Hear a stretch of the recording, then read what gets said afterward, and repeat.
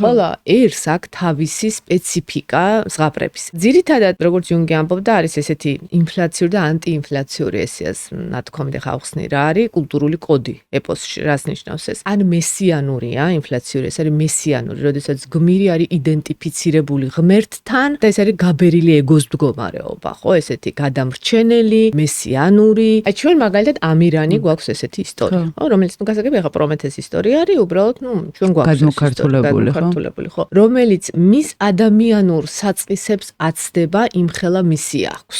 მაგალითისათვის რუსულ ეპოსში ბევრი არის ესეთი ინფლაციური, მაგალითად ილია მურომეცია, ეს ყველა ბაგატერი როგორც მათ აქვთ, ხო, ესეთი გულიათური აღნაგობის ადამიანი, რომელიც მერე, თქვა, არც გადაარჩენს უკვე მთელ კაცობრიობას. და დიდწილად მათი ისტორიაც ასეთია. მათი ისტორია არის დამპყრობლური, რაც მესიანური იდეის უკან დგას ყოველთვის, ხო, ეს ეპოსში უკვე ჩადებული ეს, რომ ისინი არიან ეს ინფლაციური კოდის მატარებელი ადამიანები, რომლებიც, ესე იგი, გასაგები ახლა რა მიზეზების გამო ისე არის მათ კეთილშობილები, ხო, როგორც მე რა გითხრათ, მაგრამ ეს კარგად მუშაობს ნარატივზე თვითონ, იმიტომ რომ ირში არის ეს კოდი ჩადებული, რომ ჩვენ მეგობარი ოსები დავიცვით ქართველებისგან. ის არ ამბობს, რომ ჩვენ დავიბყარით ეს ქვეყანა. ისინი წავიდნენ დაცვით. ძალიან კარგად შეფუთა პოლიტიკამ ეს, რატო? იმიტომ რომ კოდი იყო, ერში იდო კოდი. მაგრამ ჩვენთან არის ძირითადად ნაცარქექია, ხუთკუნჭულა და ასე შემდეგ. ანუ ეს არის ტრიქსტერის არქეტიპი, ეგრეთ წოდებული მოქნილი და მოხერხებული